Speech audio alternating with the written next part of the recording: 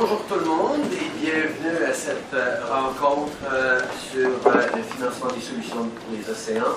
It is such a pleasure to be able to see you all here this morning. One of the very nice things about having the first event in the morning is the only delay is traffic. You're not counting 9 events in the delay that you've been at previous to the day. So it's great to see so many people around the table right now. I want to start by recognizing my friend and colleague, Prime Minister of Norway, Jonas Gahr Støre. Thank you so much for your leadership on this. As an early partner on this panel, Canada has long believed in our shared ability to move the dot on healthy oceans. Part of the equation is action at home. Science tells us we must protect 30% of our oceans to address the biodiversity crisis, and we're well on our way. We started at 1% of our oceans and coasts protected in 2015. We're up to 14% now, but we're moving fast. Of course, you will all remember Canada has the longest coastline in the world. Second, of course, is Norway. And that surprises people when you think of the fjords. That actually accounts for a very long coast. You're welcome. So we're calling on partners to stand with us as we welcome the world to Montreal for COP15 on biodiversity and nature. Earlier this year, we also launched the second phase of our Oceans Protection Plan, which includes over $2 billion to expand ocean protection, address emerging challenges like marine traffic, and most importantly, continue to work directly in partnership with Indigenous peoples on protecting the coasts, the oceans, and the livelihoods. Add to that everything from Canada's work to ban harmful single-use plastics, to co-hosting with Japan and Kenya the first ever Sustainable Blue Economy Conference. We all have a strong foundation on which to build. I know people around this table are taking similar ambitious action. I'm looking forward to hear it. But the other part of the equation is what we're here to talk about today, delivering the funding needed on oceans protection globally. We're coming up to 2 key moments, COP27 in Egypt and COP15 in Montreal. This will be our chance as like-minded countries and with the private sector to ensure our collective investments drive the action needed to protect the oceans we all share. Canada has doubled our international climate finance commitment, which will include major financing for oceans. So today, I'm looking forward to hearing what you think we can do as a group to bring this kind of momentum to the world stage. By coming to meetings like COP27 and COP15 with a unified and forceful voice, we can deliver the results the world needs. Healthy oceans mean a healthy future for our citizens. Progress on fighting climate change, sustainable, strong coastal economies, good jobs for people around the world. Il nous reste beaucoup de travail à faire en matière de protection des océans. C'est important de continuer à collaborer ensemble, les uns avec les autres, vers un avenir propre, des économies solides, avec des bons emplois pour tout le monde.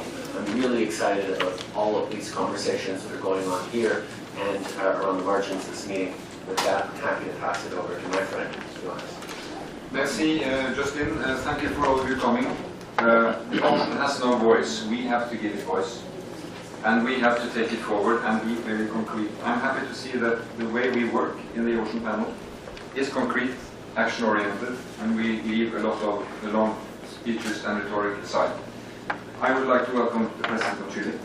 You are welcome really here, Mr. President, and it's good to have Chile on board. I think we can have another country with a long coastline among us.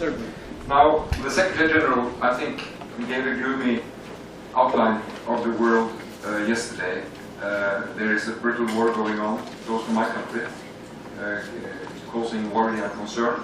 But we have also to focus on remaining big challenges like climate change. And I believe that what's really important to communicate, especially to young people, is that ocean-based climate solutions may contribute to up to 1/5 of what we need to deal with global climate ambitions in order to stay below 1.5 degrees. So this includes what we have on our agenda.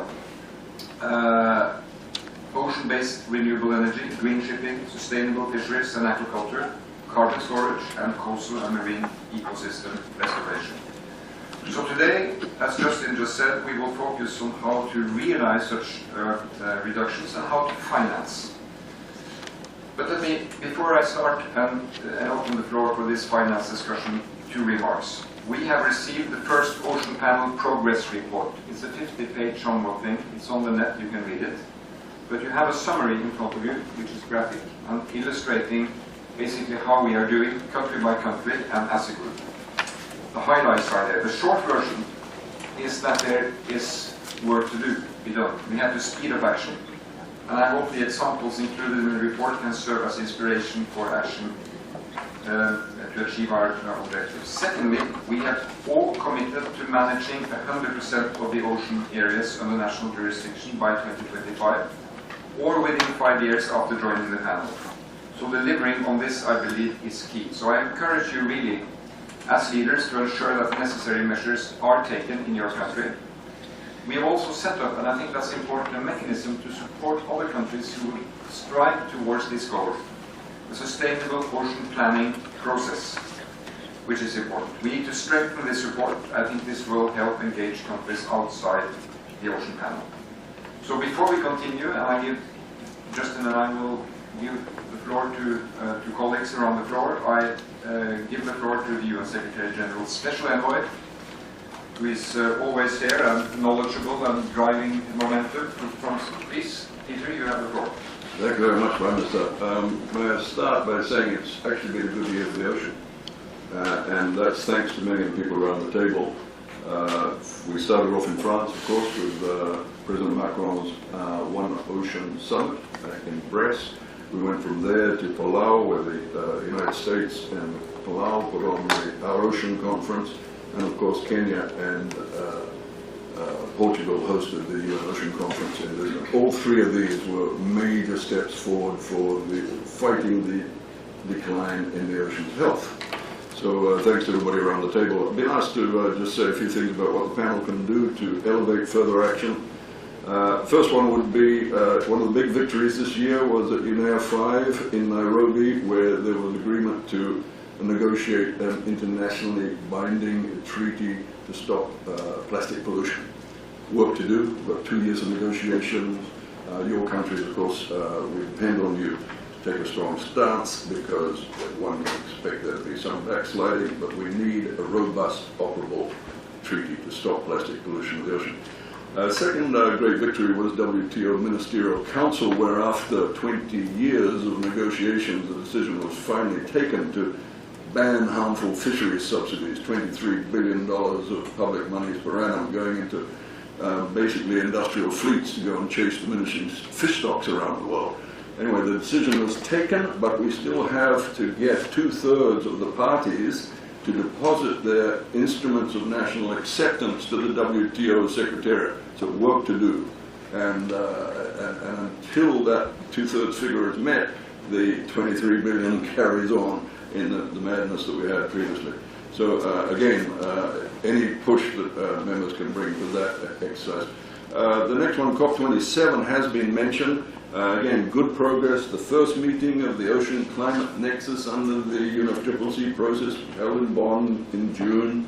Coming out of that, we've got the suggestion that instead of the substitute chair looking after this Ocean Climate Nexus going forward, that we have our own chair and vice chair, and that's one of the things we'll be putting forward at Sharm el-Sheikh, and also to have targeted themes every year on the ocean climate.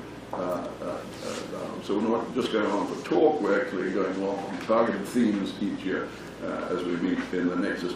The other one coming up, of course, is G20, the week after, well actually, while Sharm el-Sheikh is still on, G20 meeting in Bali, and Indonesia is putting on some fantastic initiatives there, including an Oceans 20 initiative, which many people in this room are involved with. So again, elevation of that. I think there are about 8 countries around the table who are members of the G20. And my final point is 30 by 30. Montreal, in the countdown to the CBD COP15 in Montreal, but also Impact 5 in Vancouver in February, we met with this challenge of 30 by 30.